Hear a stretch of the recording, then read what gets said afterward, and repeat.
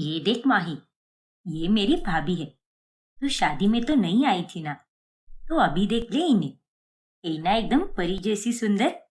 और इनको, सच में तेरी भाभी तो एकदम सुंदर है यार। और इनके बाल भी कितने लंबे हैं। काश मेरे बाल भी ऐसे ही होते। बताइए ना भाभी जी, ऐसे बाल पाने के लिए हमें क्या करना होगा?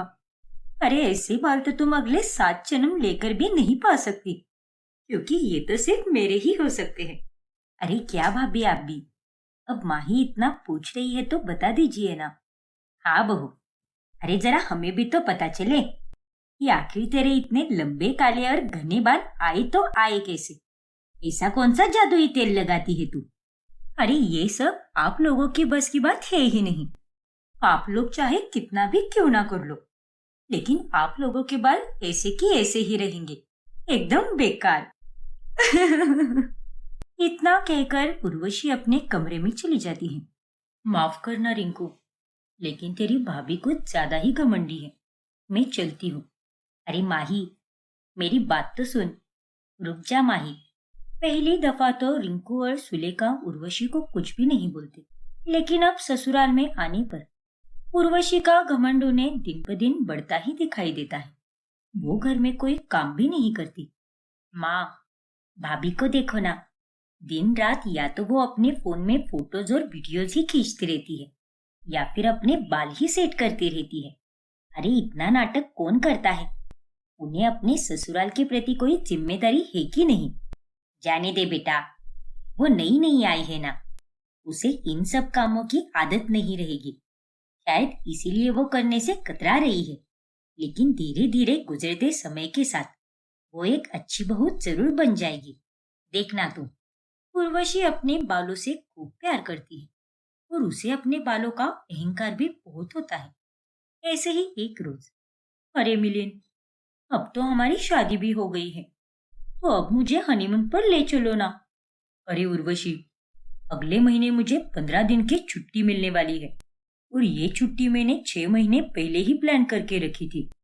अब जल्दबाजी में कहीं घूमकर आने से बेहतर यही होगा ना कि हम दोनों कहीं दूर घूम कर आए, वो भी आराम से एकदम 15 दिन के लिए।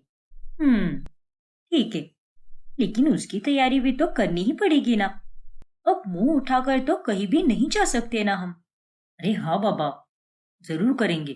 तुम भी ना। अच्छा सुनो, ये लो, मैंने तुम्हारे लिए गजरा लाया है। इसे अपने बालों में लगाना, इससे तुम्हारी खूबसूरती में 4 चांद लग जाएंगे। अरे वाह, थैंक यू सो मच मिलिन। फिर एक दिन जब उर्वशी मोहल्ले की बाकी औरतों के साथ किट्टी पार्टी में चली जाती है, तभी, अरे तुम लोगों ने खबर सुनी क्या? हमारे पास के मोहल्ले में एक बहुत बड़ा कंपटीशन होने वाला है। जीतने वाली लड़की को पूरे 5 लाख रुपए का इनाम मिलने वाला है। हाँ हाँ, मैंने भी सुना है इसके बारे में, और मैं तो हिस्सा भी लेने वाली हूँ। क्यों उर्वशी, तुम भी लोगी ना हिस्सा? अरे क्या हुआ, तुम हंस क्यों रही हो? अरे मैं तुम सबके ऊपर हंस रही हूँ। बेचारी मेरी प्यारी सहेलियां, अगर मैंने मैदान में कदम रख दिया तो तुम सबकी छुट्टी हो जाएगी। मतलब तुम कहना क्या चाहती हो? मतलब ये है कि अगर मैंने उस फैशन कंपटीशन में हिस्सा ले लिया तो बाकी सब लोग हार जाएंगे, क्योंकि मेरे लंबे और सुंदर बाल देखकर जजेस मुझ पर ही फिदा हो जाएंगे। अरे मेरे तो लंबे बाल ही काफी हैं, जो मेरी सुंदरता दर्शाते हैं। उर्वशी का ये बर्ताव देखकर सभी को बहुत बुरा लगता है। ये उर्वशी अपने आप को क्या समझती है? शक्ल तो कितनी सुंदर है, लेकिन इसका मन एकदम काला है। और नहीं तो क्या, जब देखो तब दूसरों को नीचा ही दिखाती रहती है ये। और आता क्या है इसे? छोड़ना, उसके बुरे कर्म उसके पास। दूसरों के कारण हम अपना मूड ऑफ क्यों करें? सही कहा तूने, दूसरों की बातों के कारण खुद का मूड ऑफ करना, ये दुनिया का सबसे मूर्खता वाला काम है। फिर एक दिन जब रिंकू का शैम्पू खत्म हो जाता है, तभी वो उर्वशी से बिना पूछे उसका शैम्पू इस्तेमाल करती है। और जब ये बात उर्वशी को पता चलती है, तब वो गुस्से से आग बबूला हो जाती है। मेरे इतने बेशकीमती शैम्पू को हाथ लगाने की तुम्हारी हिम्मत कैसे हुई रिंकू? अरे भाभी, एक शैम्पू ही तो लिया है मैंने, तो इस पर आप इतना भड़क क्यों रही हो, जैसे कि मैंने आपके कोई पैसे या गहने चुरा लिए हो। अरे तुम्हें पता भी है क्या, ये शैम्पू कितना महंगा है? पूरे 5,000 रुपए का है। मैं अपने लंबे बालों के लिए खास यही शैम्पू इस्तेमाल करती हूँ। अरे 2 महीनों में दुबई से मंगवाती हूँ मैं इसे, और तुमने इसे मुझे बिना पूछे ही लगाने की जुर्रत की।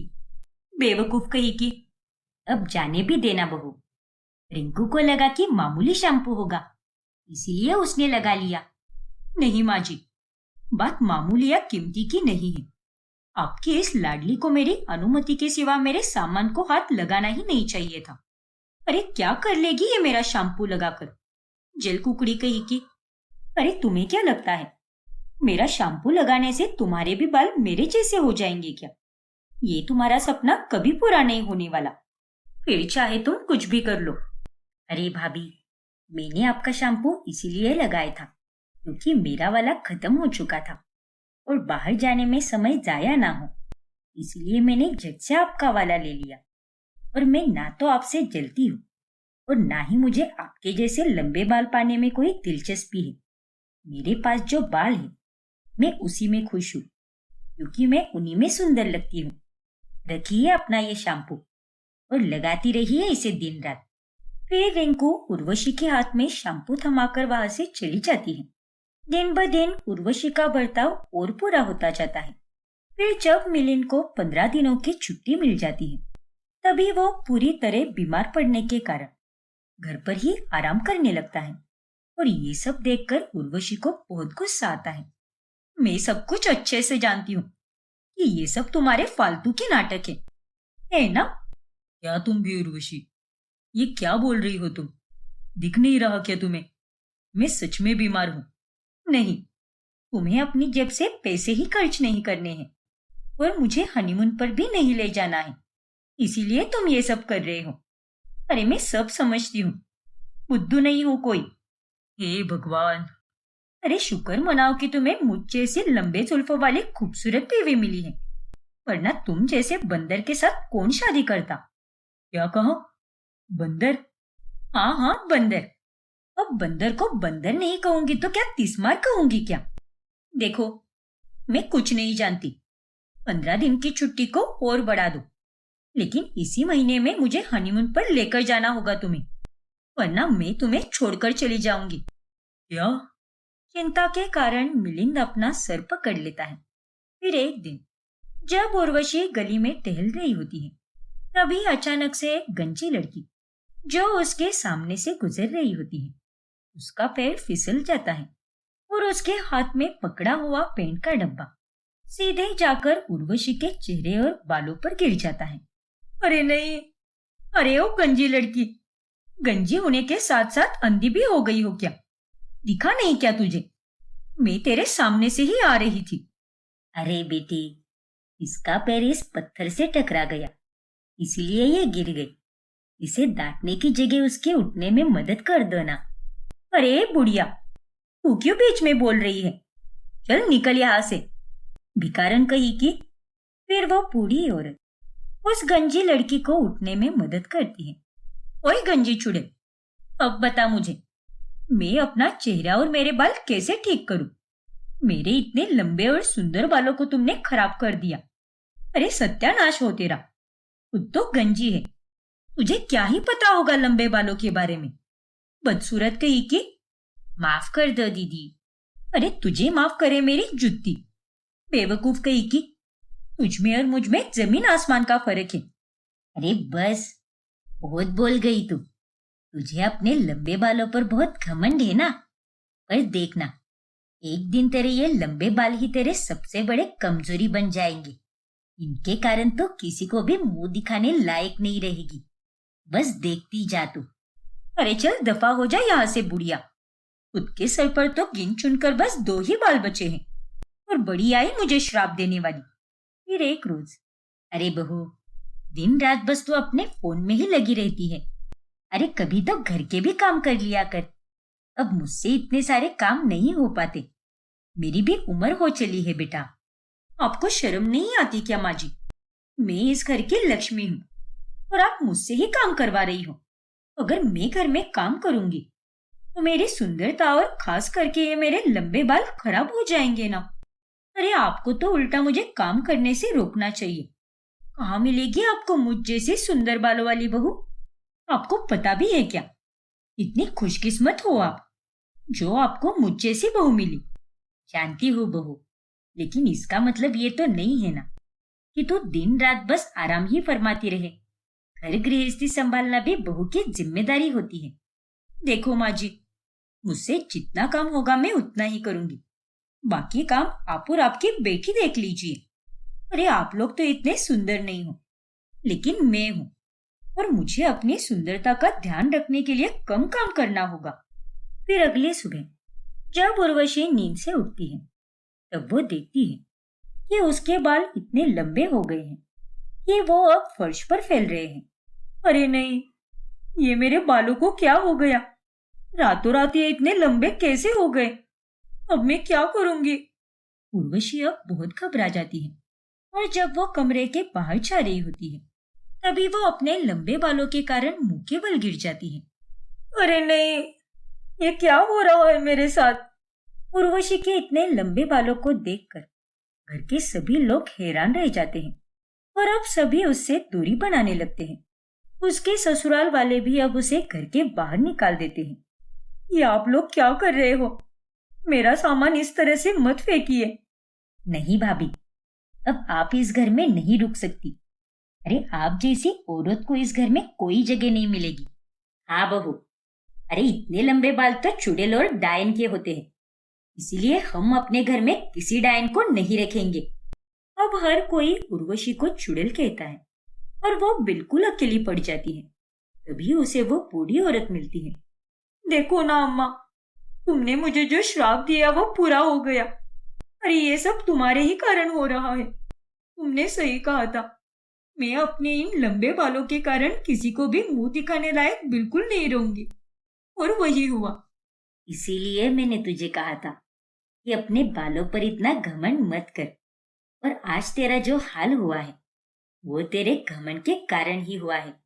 उर्वशी अब खूब रोती है और अचानक से वो नींद से उठ जाती है। मेरे बाल, मेरे बाल! ओ तेरी, इसका मतलब मैं सपना देख रही थी, लेकिन ये सपना हकीकत में भी बदल सकता है। अगर इसी तरह मैं अपने लंबे बालों का घमंड करती रही तो ये सपना हकीकत भी बन सकता है। नहीं नहीं, मुझे अपने आप को बदलना ही होगा और मेरे कारण जिन लोगों को दुख हुआ है मुझे जाकर उनसे माफी मांगनी होगी। फिर उर्वशी अपने ससुराल वालों के पास जाकर हाथ जोड़कर उनसे माफी मांगती है। मुझे माफ कर दीजिए। अहंकार में आकर मैंने आप लोगों के साथ बहुत गलत किया है। ना सिर्फ आप तीनों के साथ बल्कि बाहर के लोगों के साथ भी। लेकिन अब मुझे अपनी गलतियों का एहसास हो चुका है, इसीलिए मैं आप सबसे वादा करती हूँ कि अब से मैं घमंड बिल्कुल नहीं करूंगी और हर किसी के साथ अच्छे से पेश आऊंगी। लेकिन बस आप लोग मुझे माफ कर दीजिए और सुधरने का एक आखिरी मौका दे दीजिए, प्लीज। सभी लोग उर्वशी को सुधरने का एक मौका देते हैं और वो लोग उसे माफ भी करते हैं। फिर उस दिन के बाद से वो अपने आप में सुधार लाना शुरू कर देती है और सबके साथ प्यार से रहती है। अरे ओ मैदे की कटोरी, और कितना मेकअप थोपेगी? जल्दी चल, पंडित जी वहां पर आ चुके हैं। अरे बस माँ जी, कितना चिल्लाओगी? चलिए।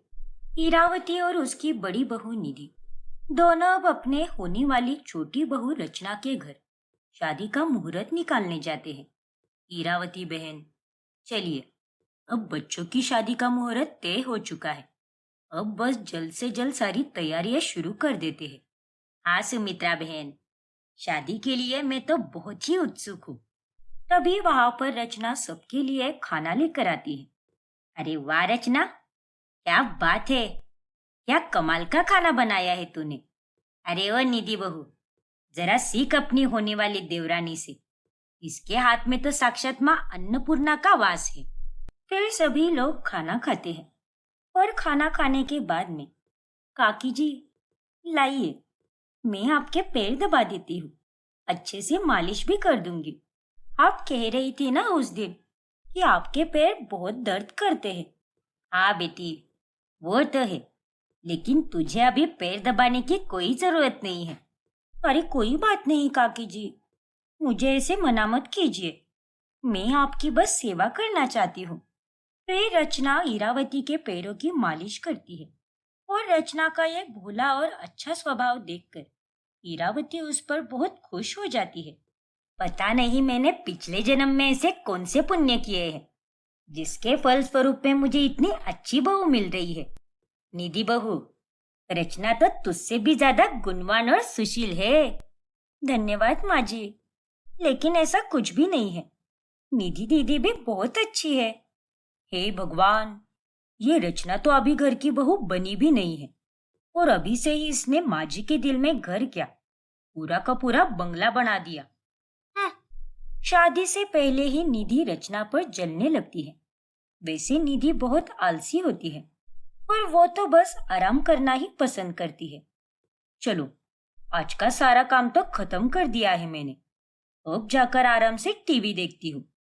फिर निधि टीवी देखने लगती है कि उतने में इरावती आवाज लगाती है। अरे ओ निधि बहू, मेरी साड़ी जल्दी से इस्त्री कर दे, मुझे मेघा के घर पर जाना है। हे भगवान, इस बुढ़िया ने तो मेरी आधी जिंदगी बर्बाद करके रख दी है। सच में लगातार काम कर कर के मैं तो परेशान हो गई हूँ। फिर निधि टीवी देखना छोड़कर अपनी सास की साड़ी इस्त्री करती है। ऐसे ही एक दिन वो अपनी सहेलियों से मिलने के लिए सज संवर कर जा रही होती है कि उतने में उसे अमर रोक लेता है। भाभी, जल्दी से मेरे लिए जूस बना दो ना, आज मैं नाश्ता नहीं करने वाला, जूस ही पीकर जाऊंगा। लेकिन देवर जी, अभी तो मैं बाहर जाने वाली थी। अरे भाभी, बस 2 मिनट का तो काम है, अब मुझे ये जूस वूस बनाना नहीं आता और माँ भी मंदिर गई है ना, बस थोड़े ही दिनों की बात है। फिर मैं भी मेरे छोटे मोटे काम आपको बताकर परेशान नहीं करूंगा, क्योंकि तब तो मेरी बीवी आ जाएगी ना। हाँ हाँ पता है, चलो ठीक है, मैं बना देती हूँ। फिर निधि रसोई में जाकर फटाफट जूस बनाने लगती है, लेकिन वो जूसर का ढक्कन ठीक से बंद ना होने के कारण सारा जूस निधि के मुंह पर और उसके नए ड्रेस पर उड़ जाता है। अरे नहीं, मेरा मेकअप तो पूरा खराब हो गया। और ये क्या, मेरी ये नई ड्रेस भी खराब हो गई। ये घर के सारे काम करके तो मैं तंग आ चुकी हूँ, एक दिन भी मेरा यहाँ पर शांति से नहीं कटता। फिर निधि अपना दुखड़ा उसकी माँ को फोन करके बताती है। हे राम, तू चिंता मत कर बच्ची, अब तेरी देवरानी आ जाएगी ना, तो तू उसी से सारे काम करवा ले। हाँ माँ, मैं उसे नहीं छोड़ूंगी, वैसे भी वो काफी भोली है। और आपको पता है क्या, जब हम उसके घर पर मुहूर्त निकालने गए थे तब वो माँ जी के पैर दबाने लग गई, पागल कही की। फिर कुछ ही दिनों में रचना और अमर की शादी हो जाती है। सुनो ना रचना, वो मेरी सहेली की तबीयत बहुत खराब हो गई है, इसीलिए मैं उसे देखने जा रही हूँ। तो आज के दिन के लिए तुम मेरे हिस्से का काम कर दोगी क्या? पर दीदी, इतना सारा काम मैं अकेली। ठीक है, कोई बात नहीं, आप अपनी सहेली की देखभाल कीजिए, मैं यहाँ पर संभाल लूंगी। आप यहाँ की चिंता बिल्कुल मत कीजिए। शुक्रिया रचना, लेकिन हाँ, माँ जी ने पूछा तो कहना कि मैं सारा काम करके गई हूँ, वरना वो मुझ पर खामखा भड़क जाएगी। हाँ दीदी, आप उसकी चिंता मत कीजिए, मैं माँ जी को संभाल लूंगी। अब इसी प्रकार से निधि अपने देवरानी के भोलेपन का फायदा उठाने लगती है। फिर एक रात, अरे निधि बहू, आज तो रचना ने काफी सारा काम कर लिया है, इसीलिए कल सुबह के भोग प्रसाद की तैयारी तू ही करेगी। याद रहे, 100 से ज्यादा लड्डू बनने चाहिए। रचना और अमर की शादी के बाद मैंने कहा था कि मैं मंदिर में 100 लड्डू चढ़ाऊंगी। क्या, 100 लड्डू? अरे इतना क्या चौंक रही है, मुंह दिखाई के रस्म के दिन रचना ने भी तो 100 से ज्यादा लड्डू बनाए थे, वो भी अकेले ही। इतना कहकर इरावती वहां से चली जाती है। तभी निधि रचना के पास जाती है। अरे रचना, मेरी तबीयत थोड़ी नाजुक सी लग रही है। बहुत थकावट भी महसूस हो रही है और आज रात जागकर मैं इतने लड्डू नहीं बना पाऊंगी। इसलिए ये लड्डू तुम ही बना देना। ये काम तो मैं खुद ही कर लेती, लेकिन मेरी तबीयत बहुत खराब है ना, इसीलिए मैं रात भर नहीं जाग सकती, वरना मैं कल बीमार पड़ जाऊंगी। और डॉक्टर ने भी मुझे रात भर जागने से मना किया है। अगर ऐसी बात है तो ठीक है दीदी, आप चिंता बिल्कुल मत कीजिए, मैं बना दूंगी सारे लड्डू। पक्का ना रचना? तुम्हें कोई दिक्कत तो नहीं होगी ना? अरे नहीं दीदी, मुझे कोई प्रॉब्लम नहीं है। आप बस अपनी सेहत का ख्याल रखना। वाकई में रचना, तुम सबसे अच्छी हो। भगवान ऐसी देवरानी हर जेठानी को दे। पर हाँ, माँ जी को ये पता नहीं चलना चाहिए कि वो लड्डू तुमने बनाए हैं। अरे नहीं दीदी, मैं उन्हें इस बात का बिल्कुल पता नहीं लगने दूंगी। फिर निधि जाकर आराम से घोड़े बेचकर सो जाती है। और यहाँ बेचारी रचना थकी हारी होने के बाद भी रात के 2 बजे तक जागकर लड्डू बनाती है। अब निधि ऐसे ही मीठे बोल बोलकर अपनी मासूम और दिलदार देवरानी से काम करवाती है। फिर एक दिन जब रचना बाजार गई होती है, तभी उसे वहां पर उसका पुराना स्कूल का दोस्त नील मिलता है। अरे रचना, कैसी हो तुम? मैं ठीक हूँ नील, तुम बताओ। सब बढ़िया। शादी मुबारक हो रचना। बहुत लंबे समय के बाद दिखी हो तुम। मैंने तुम्हारी शादी की फोटोज भी देखी थी, सुहानी ने पोस्ट की थी ना? हाँ, वो आई थी शादी में। चलो बढ़िया है। वैसे तुम कब शादी कर रहे हो, या कुंवारा ही रहने का इरादा है? अरे नहीं नहीं, करूंगा ना। माँ लड़की ढूंढ ही रही है। अच्छा, और काम कैसे चल रहा है तुम्हारा? घर पर सब ठीक तो है ना? अब सारी बातें यही करने का इरादा है क्या? इससे अच्छा है कि हम वहां कुल्फी वाले से 2 कुल्फी लेकर पार्क में बैठकर आराम से बातें करें। क्यों, क्या कहती हो? हाँ, यही सही रहेगा। चलो। फिर नील और रचना दोनों कुल्फी खाते हुए पार्क में बैठकर बातें करते हैं। तभी वहां से गुजर रही निधि रचना को एक लड़के के साथ बातें करते हुए देखकर हैरान रह जाती है। दया रे दया, ये क्या बवाल है? मेरी देवरानी जो इतनी सुशील और संस्कारी बनती है, वो एक आदमी के साथ, वो भी पार्क में बैठकर कुल्फी के चटकारे लेते हुए गप्पे शप्पे लड़ा रहे हैं। अब देखना रचना, मैं कैसे तेरी बैंड बजाती हूँ। फिर निधि फौरन उन दोनों की फोटो खींच लेती है। और जब रचना घर वापस लौटती है, तभी निधि उसे वो फोटो दिखाती है। हाँ दीदी, ये नील है, मेरे स्कूल का पुराना दोस्त। मुझे बाजार में मिला था और फिर हम दोनों पार्क में बैठकर बस पुराने दिन को याद कर रहे थे और हमने बहुत सी बातें भी की। अरे बेशरम लड़की, वैसे तो बड़ी संस्कारों वाली बनती फिरती है, लेकिन घर के बाहर जाकर आवारा मर्दों के साथ गप्पे मारते हुए तुझे जरा भी शर्म नहीं आई क्या? हाँ? पर दीदी, मैंने थोड़ी ना कोई गलत काम किया है जो मैं शर्मिंदा हो जाऊं। अरे तुमने गलत नहीं, बहुत गलत किया है। ये फोटो अगर मैं माँ जी और देवर जी को दिखा दूंगी तो उनका खून भी खोल उठेगा।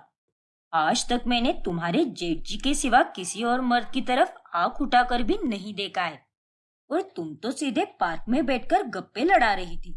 वाह, माफ कीजिए दीदी, लेकिन वो मेरा अच्छा दोस्त है और कुछ भी नहीं। और उसकी तो अभी शादी भी होने वाली है। तुम्हारी बातों पर कोई भी यकीन नहीं करने वाला। ये फोटो देखने के बाद माँ जी और देवर जी तो तुम्हें धक्के मारकर घर से बाहर निकाल देंगे, वो भी हमेशा हमेशा के लिए। क्या? क्या नहीं? हाँ। नहीं नहीं, ऐसा नहीं हो सकता। देखो रचना, अगर तुम चाहती हो कि मैं किसी को भी ये फोटो ना दिखाऊं, तो तुम्हें वो सब करना होगा जो जो मैं तुम्हें बोलूंगी। मंजूर है तुम्हें? हाँ, हाँ दीदी, मुझे मंजूर है, लेकिन आप बस ये फोटो किसी को भी मत दिखाना। अच्छा ठीक है, मैं किसी को नहीं दिखाऊंगी। इस तरह से निधि रचना के मन में डर पैदा करके वो उसे धमकाने लगती है और वो बेचारी अब एक प्रकार से निधि की नौकरानी बन जाती है। अरे ठीक से मालिश करो, वरना मैं तुम्हारा हाथ मरोड़ दूंगी। ठीक है दीदी। निधि अब अपने हिस्से के सारे काम भी रचना से ही कराती है।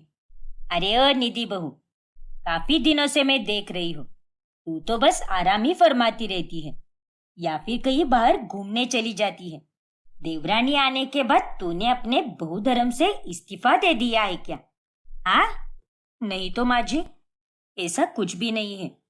मैं सारे काम करके ही आराम करती हूँ और फिर बाहर चली जाती हूँ। आप चाहो तो रचना से पूछ सकती हो। क्यों रे रचना बहू, ये सच बोल रही है क्या? हाँ माँ जी, दीदी घर का सारा काम करती है। उल्टा वो तो कभी कभार मुझसे भी ज्यादा काम करती है। अब आप भी अपने काम में व्यस्त रहती हो ना, इसीलिए आप दीदी को ज्यादा काम करते हुए नहीं देखती होगी और इसीलिए आपको ऐसा लगा। अच्छा, अगर तू कह रही है तो सच ही होगा बहू। इतना कहकर ईरावती वहां से चली जाती है। बहुत खूब रचना, ऐसे ही हर बार झूठ बोला करो, फिर किसी को पता भी नहीं चलेगा कि तुम मेरे सारे काम करती हो, वरना पता है ना क्या होगा। हम्म? हाँ दीदी, आप बेफिक्र रहिए। फिर एक दिन काम करते हुए अचानक से रचना गिर जाती है और उसके हाथ पर सूजन आ जाती है। मैं कुछ नहीं जानती रचना, तुम्हें सारा काम करना होगा, मतलब करना ही होगा। ये हाथ सूजने का नाटक किसी और के सामने करो, मेरे सामने नहीं। लेकिन दीदी, मैं सच बोल रही हूँ, मेरा हाथ बहुत ज्यादा दर्द कर रहा है और मुझसे कोई काम भी नहीं हो पा रहा। ठीक है, इसका मतलब तुम्हें कोई भी काम नहीं करना है, तो मैं अभी जाकर माजी और देवर जी को तुम्हारे और उस पुराने दोस्त नील की फोटो दिखाती हूँ। फिर तुम अपना बोरिया बिस्तर बांध लो, क्योंकि अब तुम्हारे इस घर में आखिरी कुछ घंटे बचे हैं। अरे नहीं दीदी, प्लीज ऐसा मत कीजिए। रचना आगे बोलने जा ही रही होती है कि तभी वहां पर ईरावती आती है और वो निधि को जोरदार थप्पड़ लगाती है। माँ जी, आपने मेरा गाल लाल क्यों किया? अरे निर्लज्ज लड़की, तुझे क्या लगा तू इस बिचारी लड़की को धमकाती रहेगी और किसी को कुछ भी पता नहीं चलेगा? मैंने तुम दोनों की सारी बातें सुन ली है। क्या? अरे क्या हुआ अगर इसका कोई दोस्त है तो? हाँ, अगर ये शादीशुदा है इसका मतलब ये तो नहीं ना कि इसका कोई पुरुष दोस्त नहीं हो सकता। जरूर हो सकता है। तूने इस बेचारी के मन में इतना डर पैदा कर दिया कि ये डर गई तेरी धमकी से, लेकिन अब तो इसका कुछ नहीं बिगाड़ सकती। माफ कीजिए माँ जी, मुझसे भूल हो गई। अरे क्या भूल हो गई? तूने इसे एक छोटी सी बात के लिए इसे डरा कर अपनी ही देवरानी को नौकरानी बना दिया। छी, अब या तो तू इस घर से निकल जा या फिर यहाँ पर रहना है तो अगले 1 महीने के लिए तुझे ही इस घर के सारे काम करने पड़ेंगे। रचना बहू कोई काम नहीं करेगी और यही तेरी सजा है। क्या? नहीं माँ जी, मुझे इतनी बड़ी सजा मत दीजिए। मैं आगे से ऐसा कुछ भी नहीं करूंगी। क्यों? रचना बहू ने भी अकेले ही सारा काम कर लिया ना तेरे दबाव में, तो अब तुझे भी करना होगा या फिर निकल जाए इस घर से। दरवाजे खुले हैं। निधि के पास अब कोई विकल्प नहीं बचता और उसे अब अगले 1 महीने के लिए अकेले ही घर के सारे काम करने पड़ते हैं। रुचिका को अपनी खूबसूरती का बहुत ज्यादा घमंड होता है। एक दिन जब वो कहीं तैयार होकर जा रही होती है, तभी उसकी भाभी सुरभि उसकी तारीफ करती है। अरे वाह रुचिका, क्या बात है, आज तो तुम बहुत ही ज्यादा सुंदर लग रही हो, तुम्हें किसी की भी नजर ना लगे। ओफो भाभी, आपकी बातें सुनकर तो मुझे ऐसा लग रहा है कि सबसे पहले नजर तो मुझे आप ही की लगेगी। रुचिका, अपनी भाभी से ऐसे बात करते हैं क्या? अरे माँ, मुझे बताने की कोई जरूरत नहीं है कि मैं कितनी सुंदर हूँ, क्योंकि मैं तो रोज ही सुंदर और हॉट दिखती हूँ और मैं पैदा ही ऐसे हुई थी, एकदम हीरोइन टाइप। इसीलिए तो सारे लड़के मुझ पर फिदा होते हैं। अरे वो सब छोड़ो रुचिका, कल तुम्हें देखने के लिए लड़का आने वाला है, इसीलिए तुम्हारा अगर कोई कल का प्लान बना हो तो उसे अभी कैंसिल कर देना। ठीक है नयन भाई, जैसा आप कहो। कल मैं सच सवर कर बैठ जाऊंगी, डोंट वरी। फिर अगले दिन अभिजीत नाम का एक लड़का अपने माता पिता के साथ रुचिका को देखने आता है। देखिए जी, हमारा बेटा तो सरकारी नौकरी पर है और हम रुचिका को अपनी बहू नहीं बल्कि बेटी बनाकर रखेंगे। हाँ जी, हमें तो आपकी रुचिका बहुत पसंद आई है। क्यों अभिजीत बेटा? हाँ माँ। अब आप ही बताइए अनुराधा बहन, आपको हमारा बेटा कैसा लगा? जी नीलावती जी, हमें भी आपका अभिजीत हमारी बेटी रुचिका के लिए बहुत अच्छा लगा। ओ हेलो, एक मिनट, शादी यहाँ पर मुझे करनी है, आपको नहीं माँ। देखिए आंटी जी, मैं आपके लड़के से शादी नहीं कर सकती। इसकी शक्ल देखी है क्या आपने? अरे चूसे हुए गन्ने में, और इसमें कोई फर्क नहीं है। क्या? ये क्या तरीका है बात करने का? देखिए रघुनाथ अंकल, मैं बाकी लड़कियों की तरह नहीं हूँ, जो है वो मुंह पर बोल देती हूँ। फिर चाहे आपका बेटा सरकारी नौकरी करे या फिर कुछ और करे, अरे मुझे तो ऐसा लड़का चाहिए जिसके पास दौलत शोहरत के साथ साथ ढंग का चेहरा भी हो, और मैं उसी को अपना लाइफ पार्टनर बनाऊंगी। इसीलिए मैं ये शादी नहीं कर सकती। आपका बेटा तो मेरे उम्मीदों के आसपास भी नहीं आता, इसीलिए आप जा सकते हैं, दरवाजा वहां पर है। अरे तुम समझती क्या हो अपने आप को? अपनी ये खूबसूरती पर ज्यादा घमंड मत करो। देखना, एक दिन तुम्हारा यही घमंड चूर चूर हो जाएगा। रुचिका, ये क्या तरीका है बात करने का? अरे सूरत तो एकदम सुंदर है, पर सीरत से पूरा गुड़ गोबर। बेशरम कही कि हम नहीं करने वाले ऐसी लड़की के साथ हमारे बेटे का रिश्ता। अरे तुम क्या रिजेक्ट करोगी मेरे बेटे को? हम ही तुम्हें रिजेक्ट करते हैं। अरे नहीं नहीं नीलावती जी, रुक जाइए। अभिजीत बेटा, रुक जाओ, मेरी पूरी बात तो सुनो। वो लोग चले जाते हैं, जिसके बाद घर वाले रुचिका पर बहुत गुस्सा हो जाते हैं। रुचिका, हर बार तुम इतने घमंड में क्यों रहती हो? आखिर कब सुधरोगी तुम? अरे जो भी लड़का रिश्ता लेकर आता है, तुम बस उसे कुछ भी बोलकर बेइज्जत करके भगा देती हो। अरे ये सब करके क्या मिलने वाला है तुम्हें? और अगर इसी घमंड के चलते तू रिश्ते ठुकराती चली गई तो तू जिंदगी भर कुंवारी रह जाएगी। अरे यार माँ, आप ही तो कहती हो ना कि शादी कोई गुड्डा गुड्डी का खेल नहीं है। शादी तो लाइफ में एक ही बार होती है, और जब मेरे स्टैंडर्ड्स इतने हाई हैं, तो मुझे लड़का भी वैसा ही चाहिए ना। मैं किसी भी एरे गेरे नट्टू खेरे के साथ शादी नहीं कर सकती माँ। आपको मेरे लिए एक अच्छा लड़का ढूंढना होगा। लेकिन रुचिका, एक अच्छे लड़के को ढूंढने के चक्कर में तुम अपना कितना सारा वक्त बर्बाद कर रही हो। वही तो। अरे तेरी उम्र भी बढ़ती जा रही है, कहीं कोई ऐसा दिन ना आए कि कोई तुझसे शादी के लिए राजी ही ना हो। और नहीं तो क्या, एक तो तुम्हें कुछ खाने में बनाने भी नहीं आता। 1000 बार कहा है तुम्हें कि सुरभि और माँ से घर के काम सीख लो। बाहर के लोग सिर्फ खूबसूरती को नहीं देखते, तुम्हारे गुण भी देखेंगे। और प्लीज भाई, आप सब अपनी टिप्पणियां देना बंद कीजिए।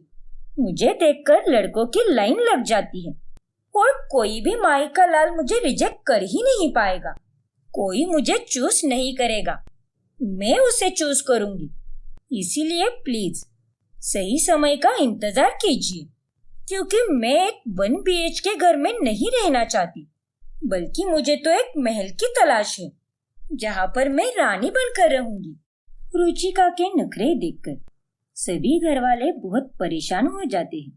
फिर एक दिन रुचिका की सहेली कीर्ति उसके घर पर मिठाई का डब्बा और शादी का कार्ड लेकर आती है। बधाई हो कीर्ति बेटा, देखते ही देखते अब तुम्हारी भी शादी हो जाएगी। हमारी आंखों के सामने ही बड़ी हुई हो तुम, और अब अपने पिया के घर जाओगी। भगवान करे कि हमारी बेटी का भी रिश्ता जल्द से जल्द पक्का हो जाए। क्यों नहीं आंटी, जरूर होगा। वैसे कीर्ति, तुम्हारे मंगेतर की फोटो तो दिखाओ। हाँ भाभी, अभी दिखाती हूँ। फिर कीर्ति उन लोगों को उसके मंगेतर की फोटो दिखाती है, जिसे देखकर रुचिका झट से हंस पड़ती है। अरे यार कीर्ति, ये किस बंदर के साथ शादी करने जा रही है तू? रुचिका, सच में कितना फनी दिखता है यार ये। वैसे भी तू कहाँ हुर की परी है? तुम दोनों की जोड़ी तो एकदम सही लगती है। रुचिका, दूसरों पर इतना भी मत हंस कि एक दिन खुद को रोना पड़ जाए। फिर तेरे आंसू पोंछने के लिए भी कोई नहीं आएगा तेरे पास। कीर्ति, रुचिका की तरफ से मैं तुमसे माफी मांगती हूँ। नहीं भाभी, अब क्यों माफी मांग रही हो? It's okay. मैं आज के बाद इस लड़की से कभी बात नहीं करूंगी। अरे जा जा, सच बोलने पर सबको मिर्ची ही लगती है। वैसे भी मेरे पास लोगों की कोई कमी नहीं है। दोस्त यार और लड़के 24 घंटे मेरे इर्द गिर्द ही फिरते रहते हैं। मुझे किसी की कोई जरूरत नहीं है, बल्कि दूसरों को मेरी जरूरत होती है। रुचिका की कड़वी बातें सुनकर कीर्ति वहां से चली जाती है। बस करो रुचिका, अरे अपने सुंदरता के दम पर तुम और कितना उड़ोगी? अरे ये जो शक्ल और सूरत देखकर तुम लोगों को जज करती हो ना, ये सब बहुत गलत है। क्योंकि ये सुंदरता किसी की सगी नहीं होती, एक ना एक दिन ढल ही जाती है। सगा तो इंसान का मन होता है, उसका अच्छापन होता है, और उसी से उसकी सुंदरता झलकती है। रुचिका सुरभि की बातों को अनसुना कर देती है और एटीट्यूड दिखाकर अपने कमरे में चली जाती है। ना जाने क्या होगा इस लड़की का। अरे अगर इसका बर्ताव ऐसा ही रहा तो ये अपनी शादी तो क्या, अपनी जिंदगी में कोई रिश्ता भी नहीं टिका पाएगी। तूने बिल्कुल सही कहा बहू, मुझे भी इसी बात का डर है। हमारा नयन तो ऐसा बिल्कुल भी नहीं है, फिर ये रुचिका ऐसे कैसे बन गई क्या पता। फिर कुछ दिनों बाद रुचिका को देखने के लिए एक और लड़का आता है। उसका नाम गिरीश होता है और वो एक बहुत ही बड़ा बिजनेसमैन होता है। लेकिन उसकी माँ सुवर्णा की बात सुनकर रुचिका का दिमाग खराब हो जाता है। क्या कहा आपने आंटी जी? अमीर होकर भी आपके घर में नौकर चाकर नहीं है? नहीं बेटी, हमारे घर पर नौकर चाकर है, लेकिन बाकी काम के लिए है। रसोई के लिए कोई भी नौकर नहीं है, क्योंकि खाना तो हमारे घर पर बहू ही बनाती है, और इसीलिए तुम्हें हर रोज 3 टाइम का खाना बनाना होगा। लेकिन क्यों आंटी जी, इतना अमीर होकर भी आपको रसोई में पसीना क्यों बहाना है? क्यों गिरीश, सही कह रही हूं ना मैं? नहीं रुचिका, तुम गलत हो। हमारे परिवार में ऐसे ही चलता आ रहा है। औरतें घर की लक्ष्मी होती है और रसोई घर का मंदिर होता है, इसीलिए उसमें घर की लक्ष्मी ही खाना बनाती है। कोई बात नहीं जी, शादी के दिन तक हम रुचिका को अच्छे से अच्छा खाना बनाना सिखा देंगे। मेरी बहू भी सिखा देगी उसे। क्यों बहू? हाँ माँ जी। और सुवर्णा आंटी, अब बिल्कुल फिक्र मत कीजिए, हम उसे खाना बनाना सिखा देंगे। अरे चुप रहिए भाभी, मैं ऐसे घर में नहीं जाऊंगी जहाँ पर मुझे काम धाम करना पड़े। मैं रानी की तरह रहना चाहती हूँ, और अगर आपको काम करने वाली चाहिए तो जाओ, जाकर कोई नौकरानी ढूंढो, क्योंकि मैं तो आपके लड़के के साथ शादी बिल्कुल भी नहीं करूंगी। इस तरह से रुचिका ये वाला रिश्ता भी ठुकरा देती है। वो ऐसे ही रिश्ते ठुकराती जाती है, और एक टाइम ऐसा आता है जब उसे रिश्ता आना ही बंद हो जाता है, और उस दौरान वो बहुत टेंशन में आ जाती है। तभी उसे सोशल मीडिया के जरिए पता चलता है कि उसका एक पुराना दोस्त मिथिल अब एक नामांकित बिजनेसमैन बन चुका है। अरे वाह, ये मिथिल तो कितना बड़ा आदमी बन गया है। और तो और अभी अभी यह अमेरिका से भी वापस इंडिया में आया है। एक टाइम था जब ये एक मामूली सा लड़का था और कॉलेज में मजनू की तरह मेरे आगे पीछे करता था, लेकिन मैंने उसका प्यार ठुकरा दिया।